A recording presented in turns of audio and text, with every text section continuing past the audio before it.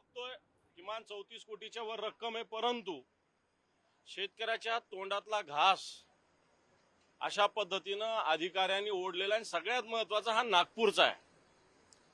नागपूरमध्ये आपल्या राज्याचे उपमुख्यमंत्री आहे, केंद्राचे मंत्री नितीनजी गडकरी आहेत, भाजपचे प्रदेशाध्यक्ष बावनकुळे जे आहेत, एवढी सगळी मंडळी असताना एखादा तलाठी ते तहसीलदार अशी हिम्मत करतो आणि शेतकऱ्याच्या तोंडातला घास उडवून देण्याचा प्रयत्न करतो। वाटतं हे निषेधार्ह आहे। याच्यामुळं या सगळ्या व्यवस्थेवर एक प्रश्नचिन्ह निर्माण झालेलं आहे।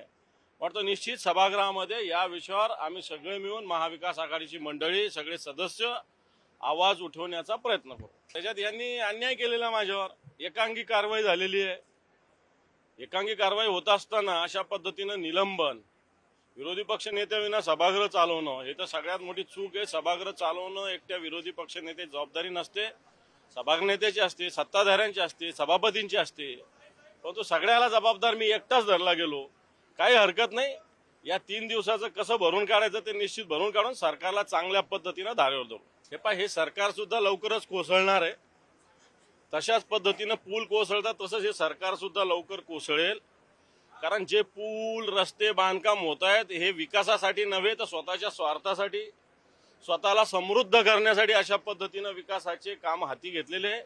याच्यात कोणत्याही प्रकारचा जनतेच्या विकासाशी संबंध नाही। स्वतःच्या विकासासाठी आता मुंबईचा एक विषय रेसकोर्सच्या मैदानाचा मुद्दा आहे, असे अनेक महाराष्ट्रातले मुद्दे काढता येईल।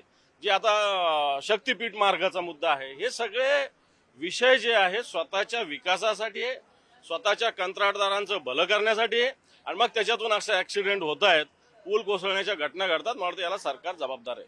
विधान परिषदेच्या निवडणुका आहेत, म्हणजे विधान परिषदेच्या निवडणुकीमध्ये 11 जागांसाठी 12 उमेदवार उभे आहेत। तर उदय सामंत असे म्हणतात की महाविकास आघाडीचा कोणता उमेदवार पाडायचा ते आम्ही ठरवू।